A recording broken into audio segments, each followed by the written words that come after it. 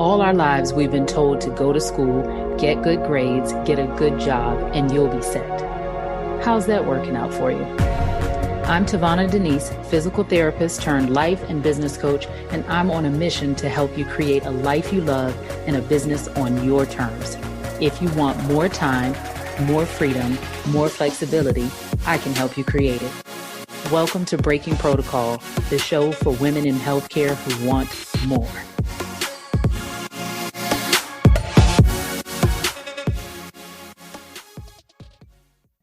I just finished hosting the most incredible group of women in the Patients to Clients 5-day challenge.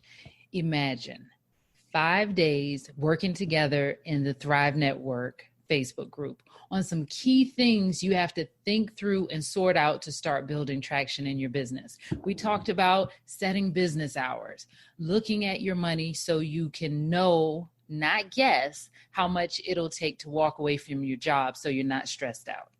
We talked about how to get clear about the people you want to serve and what problem you love talking about. And of course, how to find them once you know who they are. And then also we talked about how to price your services. There were awards and the whole 9 yards. It was so much fun. But my favorite part was the clarity that the ladies walked away with.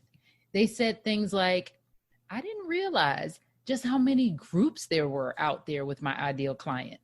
I didn't realize how I was mixing my job and my business together, and it was making it hard for me to find clients. Which brings me to what I want to talk to you about today. Indecision fatigue. Now, have you ever noticed how Steve Jobs and some of the other Silicon Valley guys wear pretty much the same thing all the time? It's because they don't want us to come to decision fatigue. Now, decision fatigue is the phenomenon where you feel exhausted from making too many choices or a really long session of decision making, which is said to lead to making poor choices. So what the Silicon Valley guys did was said, hey, we're going to reduce the number of decisions we have to make basically by wearing the same thing. Not the same clothes, but like the same. Steve Jobs had 50 million black turtlenecks, right? So he didn't have to think about what he was going to wear. He just picked one of the turtlenecks out and picks out a pair of jeans and the same tennis shoes, right? And what I find happens with us, not just the women, but I think even those of us in healthcare that are new to the business world, here's how it goes, right? We want to be in business, but we don't want to leave anybody out. And I personally think, on an aside, that this is because when we work in the hospitals and when we work in the clinics, we just kind of see whoever's given to us. We don't ever get to choose. We don't even think that that's a thing. So when we go into business, we have this mentality that we want to help all the people and we don't want to leave anyone out. And also we don't want to charge, but that's a whole nother conversation. So we choose a super broad niche. And the problem with that is when you're trying to include everybody, nobody actually thinks you're talking to them. So the best analogy I have right now is when you're sitting in a staff meeting. And I use this one a lot because it kind of used to get on my nerves when I did, on the rare occasion, go to a staff meeting. But it's like when the manager is saying, you all have to finish your notes on time, or you all have to bring your productivity up, and you're looking at you know what your productivity number is, or at least I'll say I knew what mine was, and it was way above the standard or what the goal was. And we all knew who was running their mouth all day and wasn't getting their productivity numbers, but the manager would talk in these vague general terms, right? Like, you need to get your productivity up, but they wouldn't say who. Right? Just pull that person aside and say who, so that you know that that person is being spoken to. And it's interesting because it would be like that person that everybody else knew, but that person like, oh, well, somebody else has an issue. And the same thing is happening when we get out and try to market in our business and find clients. So we keep our message super broad and also super bland because, oh, by the way, we don't want to hurt anyone's feelings. And then we wonder why we don't have any clients, or we find people, but then they want to kind of shop around. And so I recently did a guest interview on the Make Money as a Life Coach podcast with Stacey Bayman. It was episode 80.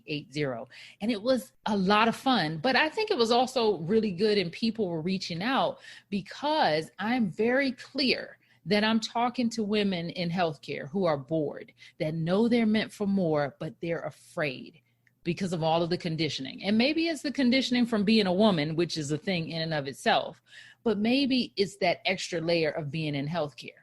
So when I talk about her, when I talk about you, people know, you know that I know what I'm talking about. And by extension, people reach out because they think I might also be able to help them because I understand the problem and I can communicate the problem.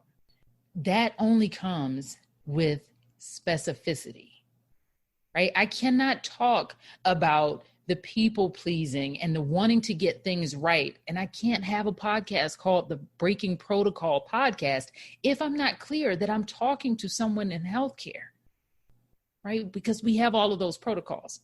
So it extends into branding and marketing and messaging and sales and the program and the analogies and examples that I give so that you know what I'm talking about and we can relate to one another. So when we did the challenge last week, all kinds of light bulbs were going off because when you decide to choose one path, you stop spinning in your brain. It's like, oh, okay. Now that I've made this decision, I can move forward and make some progress.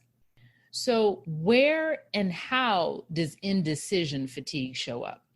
I'll give you a few examples and see if it's showing up for you and draining your battery. The one way is in choosing a niche. We want to stay broad because we think we'll get more clients that way, which kind of makes sense if you think about it. If you're thinking, I don't have any clients right now, so if I choose a niche, I definitely won't have any. But what happens is you end up talking to a bunch of people who are like, no thanks, because they're not sure about you and your services because you're not sure about them, right? So it also comes up in your marketing. So I created a document with 15 ways to find clients without paid advertising and no email list, right? Do you think you can be good at all 15? No, probably not. So what happens with the indecision fatigue, right? So you run around, should I do this one? Should I do this one? Should I market this way? Should I market that way? So we run ourselves ragged trying to learn all the ways to find clients, but not actually ever doing the work to find clients. And so what might happen if you just picked one? You made a decision and picked one of the ways. You could really get good at it, but then I have to talk about the fear, right? That also comes up of wanting to get it right. You see where I'm going with this? Okay, two more ways where indecision fatigue comes up. I see it happen all the time around indecision around your program. Should it be a one-on-one? Should it be a group? Should it be a membership? Should it be a retreat? Like, I just get tired thinking about all of the different business models and ways you could put it together. And so think about what might happen if you just decide and you pick one rather than bouncing around and trying one and a little bit here and trying another a little bit there. It actually ends up being more work. And then the final way that I see, well, not the final, but one of the final ways is pricing. Oh my goodness, the pricing decision. There are definitely a few ways to come up with your best answer for this, which I do help my clients with, but ultimately you have to choose one so you can get started. And the energy that we burn going back and forth is like so intense. So it's kind of like when you're trying to decide if you're going to go to school. Once you make the decision, then you know what you need to do. Right? You have to fill out the application, get the recommendations, whatever, right? And then suddenly your next steps become so clear.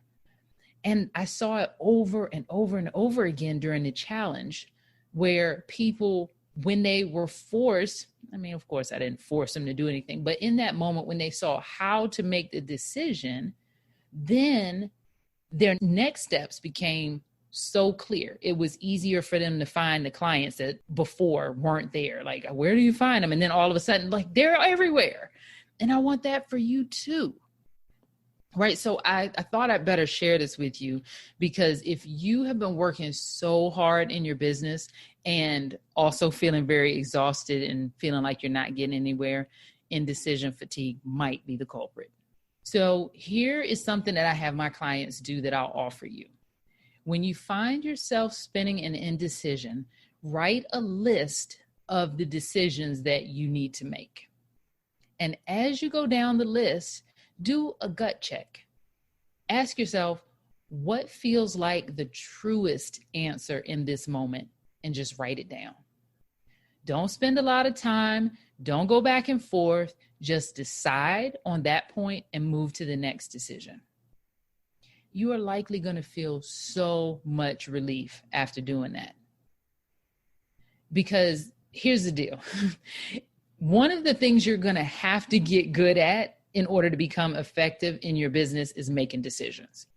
I know we want to avoid them out of fear of making the wrong choice, but what if you chose to believe that the right choice is always the one you make with the information that you have at the time?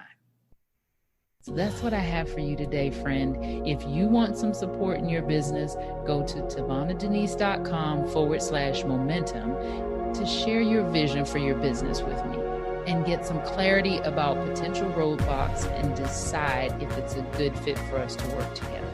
Until next time.